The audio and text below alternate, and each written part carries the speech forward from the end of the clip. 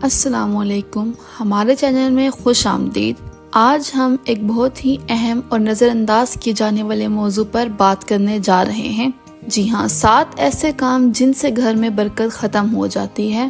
یہ بہت عام کیے جانے والے کام ہیں جو ہمارے گھروں میں برکت اور رحمت پر اثر ڈالتے ہیں۔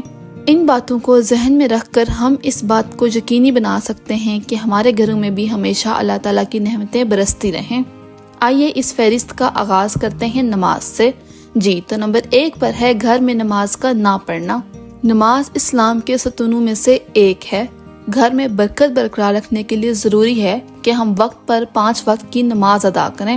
حضرت محمد صلی اللہ علیہ وسلم نے گھر میں نماز پڑھنے کی اہمیت بیان کرتے ہوئے اس کو ادا کرنے کی سختی سے تلقین کی ہے، خاص طور پر سنت اور نفل۔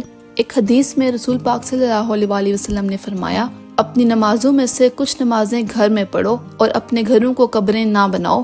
یہ حدیث اس بات پہ روشنی ڈالتی ہے کہ جن گھروں میں نماز نہیں پڑھی جاتی وہ قبروں کی طرح روحانی طور پر بنجر ہو جاتے ہیں۔ اس لیے اپنے گھروں میں برکت کو برقرار رکھنے کے لیے نماز پڑھنے کی عادت ڈالیں۔ نمبر 2 پر ہے قرآن کی تلاوت نہ کرنا۔ قرآن مومنین کے لیے ہدایت اور روشنی کا ذریعہ ہے۔ قرآن کی تلاوت سے گھر میں بے پناہ برکتیں آتی ہیں۔ اللہ تعالیٰ نے قرآن میں فرمایا، اور ہم قرآن سے وہ چیز نازل کرتے ہیں جو ایمان والوں کے لیے شفا اور رحمت ہے۔ حضرت ابو ہریرہ سے روایت ہے کہ رسول اللہ صلی اللہ علیہ وسلم یہ فرمایا کرتے تھے، جس گھر میں قرآن پڑھا جاتا ہے یہ اپنے باشندوں کے لیے کشادہ ہو جاتا ہے، اس میں بھلائی بہت زیادہ ہو جاتی ہے۔ اس گھر میں فرشتے آتے ہیں اور شیاطین اسے چھوڑ دیتے ہیں، اور جس گھر میں قرآن نہیں پڑھا جاتا وہ گھر والوں کے لیے تنگ ہو جاتا ہے، اس میں بہت کم بھلائی ہوتی ہے اور شیاطین بھی اس گھر میں داخل ہو جاتے ہیں۔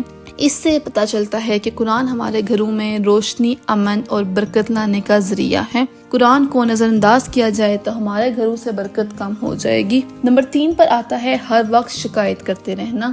اپنے رزق یا حالات کے بارے میں مسلسل شکایت کرنا برکت کو دور کر دیتا ہے۔ ہمیں شکایت کرنے کی بجائے اللہ کا شکر ادا کرتے رہنا چاہیے۔ اللہ تعالیٰ کا ارشاد ہے، اور یاد کرو جب تمہارے رب نے اعلان کیا کہ اگر شکر ادا کرو گے تو ہم تمہیں مزید نواز دیں گے، اور اگر تم انکار کرو گے تو میرا سخت عذاب ہے۔ رسول اللہ صلی اللہ علیہ وسلم نے بھی شکر گزاری کی اہمیت پر زور دیتے ہوئے فرمایا، جو اللہ کی دی ہوئی چیزوں پر راضی ہو گیا اس نے یقیناً کامیابی حاصل کی۔ مسلسل شکایت کرنا نہ صرف برکت کو دور کرتا ہے بلکہ بے اطمینانی اور ناخوشی کا باعث بھی بنتا ہے۔ شکر گزاری کو فروغ دینے سے ہم اپنی زندگیوں میں مزید برکات کا اضافہ کر سکتے ہیں۔ نمبر 4 پر آتا ہے ذکر اور دعا نہ کرنا۔ ذکر ہماری زندگیوں میں برکت کو شامل کرنے کا طاقتور ذریعہ ہے۔ سورہ احزاب میں اللہ تعالیٰ نے فرمایا، اے لوگو جو ایمان لائے ہو، اللہ کو کثرت سے یاد کرو۔ رسول اللہ صلی اللہ علیہ وسلم نے اسی بارے میں فرمایا، جس گھر میں اللہ کا ذکر کیا جائے اور جس گھر میں اللہ کا ذکر نہ کیا جائے، ان کی مثال ایسی ہے جیسے وہ زندہ اور مردہ کی طرح ہوں۔ جب گھر اللہ کے ذکر سے بھر جاتا ہے تو وہ گھر برکت سے زندہ ہو جاتا ہے۔ اگر ذکر اور دعا سے ہم غافل ہو جائیں تو گھر سے برکت ختم ہو جائے گی۔ نمبر 5 پر ہے ہمسایوں کے ساتھ برا سلوک۔ پڑوسیوں کے ساتھ بد سلوکی آپ کے گھر سے برکت کو ختم کر دیتی ہے۔ اسلام میں ہمسایوں کے بہت سے حقوق بیان کیے گئے ہیں اور ان کے ساتھ حسن سلوک کے ساتھ پیش آنے کا حکم دیا گیا ہے۔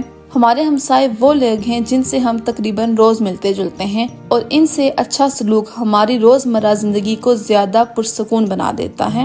رسول اللہ صلی اللہ علیہ وسلم نے پڑوسیوں کے ساتھ اچھے تعلقات کی اہمیت پر زور دیتے ہوئے فرمایا کہ جبریل علیہ السلام نے مجھے پڑوسیوں کے ساتھ حسن سلوک اور شائستگی سے پیش آنے کی اتنی نصیحت کی تھی کہ میں نے سوچا کہ کہیں مجھے انہیں وراثت میں حصہ دینے کا حکم بھی نہ مل جائے۔ پڑوسیوں کے ساتھ اچھا سلوک اور ان کے مشکل حالات میں ان کا ساتھ دینا جہاں ثواب کا ذریعہ ہے، وہیں ہمارے گھروں میں برکت بھی برقرار کرتا ہے۔ اس لیے ہمیں ان کے ساتھ برے رویے اور بدسلوکی سے بچنا چاہیے۔ نمبر 6 پر ہے والدین کی نافرمانی۔ والدین کی اطاعت اور احترام اسلامی تعلیمات کا بنیادی ستون ہے۔ والدین ہمیں اس دنیا میں لائے ہیں اور اپنی پوری زندگی ہماری پرورش اور دیکھ بھال میں گزار دیتے ہیں، ہماری خوشی کے لیے اپنی خوشی تک ترک کر دیتے ہیں۔ اس لیے ہمارا فرض ہے کہ ان کی ہر جائز بات پوری کریں اور انہیں کسی بھی قسم کی تکلیف نہ پہنچائیں۔ والدین کی نافرمانی اور بے عزتی گھر سے برکت کے خاتمے کا باعث بنتی ہے۔ اس حوالے سے نبی کریم صلی اللہ علیہ وسلم نے فرمایا، رب کی خوشنودی والدین کی خوشنودی میں ہے اور رب کی ناراضی والدین کی ناراضی میں ہے۔ یہ ضروری ہے کہ ہم والدین کے ساتھ یہ انتہائی احترام سے پیش آئیں اور ان کی دیکھ بھال کریں اور ہر اس عمل سے دور رہیں جس سے ہمارے والدین ہم سے ناراض ہو جائیں گے۔ اس طرح سے گھروں میں برکت کو برقرار رکھا جا سکتا ہے۔ نمبر 7 پر آتا ہے رشوت یا حرام ذرائع سے آمدنی۔ حرام ذرائع جیسے رشوت، جوا، چوری یا بے ایمانی سے کمائی گئی آمدنی آپ کے گھر سے برکت کو ختم کر سکتی ہے۔ اس سے آپ کے گھر میں بے سکونی اور بے چینی پیدا ہوگی اور ہر کام میں خود ہی خود خرابی پیدا ہونا شروع ہو جائے گی۔ نبی کریم صلی اللہ علیہ وسلم نے ہمیں خبردار کرتے ہوئے فرمایا کہ ہر گوشت جس کی پرورش حرام ہے وہ آگ کا مستحق ہے، یعنی اگر آپ کے جسم میں حرام کا تھوڑا سا بھی کھانا جائے گا تو جنت سے آپ محروم ہو جائیں گے۔ ساتھ ہی دنیا میں کمائی گئی حلال آمدنی ہمارے گھروں میں برکت ڈالتی ہے۔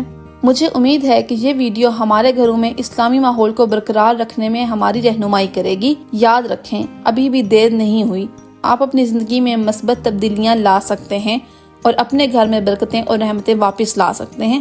اگر آپ کو ویڈیو پسند آئی ہو تو ہمارے چینل کو سبسکرائب کریں۔